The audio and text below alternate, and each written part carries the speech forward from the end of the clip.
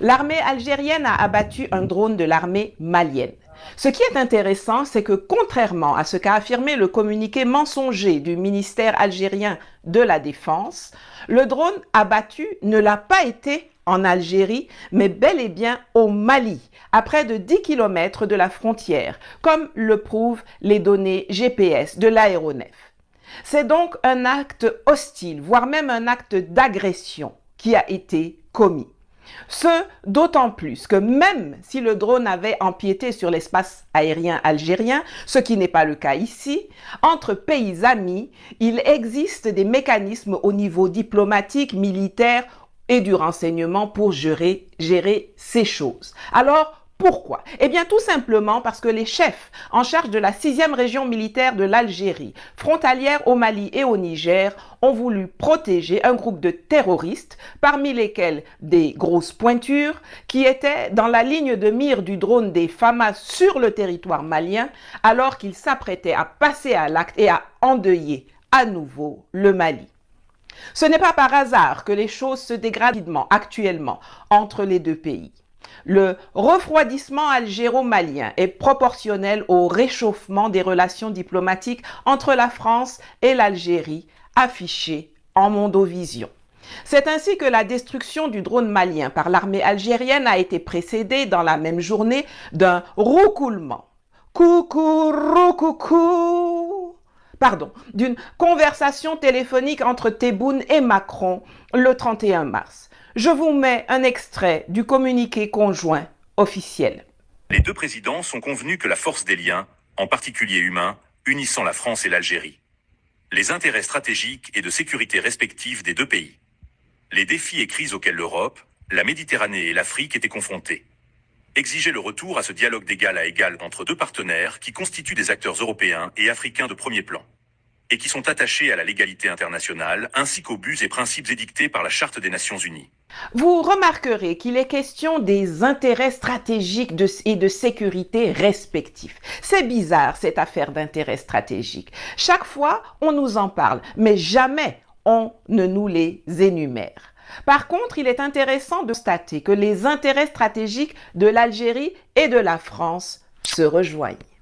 En effet, bien que les relations entre l'Algérie et la France soient marquées par des tensions récurrentes sur des sujets tels que le Sahara occidental, les régimes de visa, la question mémorielle ou le rapatriement des ressortissants algériens sous obligation de quitter le territoire français, les fameuses OQTF, il existe une convergence tacite entre les deux pays lorsqu'il s'agit du Mali et du contrôle du Sahara en général. Je rappelle que l'accord d'Alger signé en 2015 et qui a fort heureusement été jeté à la poubelle par les autorités maliennes l'an dernier était soutenu par la France, l'Allemagne, l'Union européenne et les États-Unis. Les mêmes là qui foutent le bordel partout.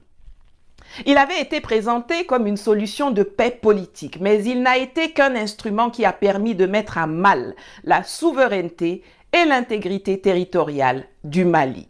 Oui, elle a eu raison de le dire, parce que il y avait l'idée que c'était Poutine qui avait voulu gagner du temps. Non, c'est nous qui voulions gagner du temps pour permettre à l'Ukraine de se rétablir, de renforcer ses moyens militaires. Et c'est pour ça qu'il faut défendre la négociation de Minsk, dans laquelle tu as joué un rôle très important. Il faut la défendre parce que c'est précisément pendant ces 7 ans qu'il y a eu pour l'Ukraine des moyens de se renforcer. Et c'est là que Poutine s'est trompé.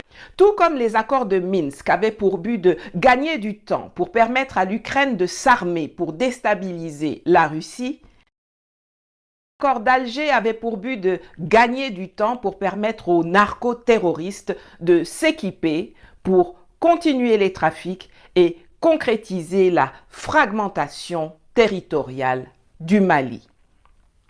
Des échanges e-mail en date du 18 janvier 2013 entre Hillary Clinton, alors secrétaire d'État américaine de l'administration Obama, et son conseiller Sidney Blumenthal, qui ont été déclassifiés et rendus publics, établissent clairement que l'Algérie avait des accords avec des groupes terroristes pour attaquer le Mali.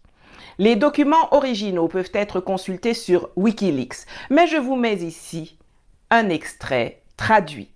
Selon des sources ayant accès aux renseignements algériens, le gouvernement Bouteflika est parvenu à un accord très secret avec Belmokhtar après l'enlèvement en avril 2012 du consul algérien à Gao.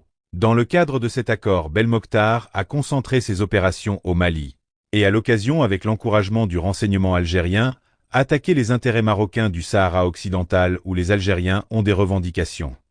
Les actes posés par Abdelmadjid Tebboune et ses généraux corrompus ne vont en aucun cas dans l'intérêt du peuple algérien. C'est une mafia qui s'enrichit de tous les trafics qu'ils opèrent, qu'ils supervisent, qu'ils autorisent dans le Sahara. On parle de drogue, de médicaments, de cigarettes, d'armes, de pétrole, de ressources. Tout y passe. Les peuples algériens et maliens ont une histoire